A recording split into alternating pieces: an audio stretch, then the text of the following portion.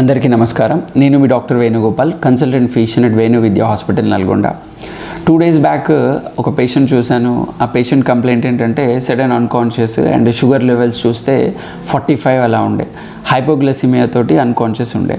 So ఈ పేషెంట్కి diabetes లేదు, హైపర్ టెన్షన్ లేదు, ఎలాంటి ఇష్యూస్ లేవు, కానీ షీఈ్ ఎ నోన్ హైపర్టెన్సివ్.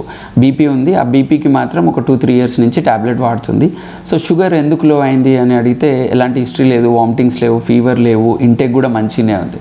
కానీ పాపం ఆ పేషెంట్ 70 years ఓల్డ్ ఫీమేల్, తను ఒకతే ఉంటుంది. సో సమ్హౌ బీపీ ట్యాబ్లెట్ బదులు ఆమెకి షుగర్ ట్యాబ్లెట్ అది ఎలా కొనుక్కుందో తెలీదు, సమ్హౌ బీపీ ట్యాబ్లెట్ అనుకొని 15 days నుంచి షుగర్ ట్యాబ్లెట్ వేసుకోవడం స్టార్ట్ చేసింది.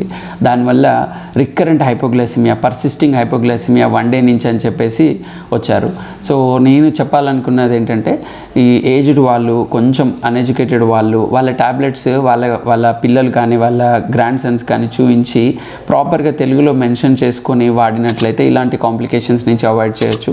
అండ్ ఇది చాలా సింపుల్ బట్ హై రిస్క్. ఆ పేషెంట్ అట్లనే కోమాలోకి వెళ్ళి ఉంటే సడన్ డెత్లు కూడా ఉండే అవకాశం ఉంటుంది.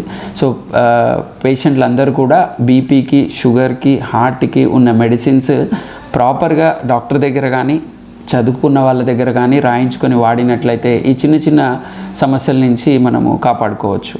ధన్యవాదాలు.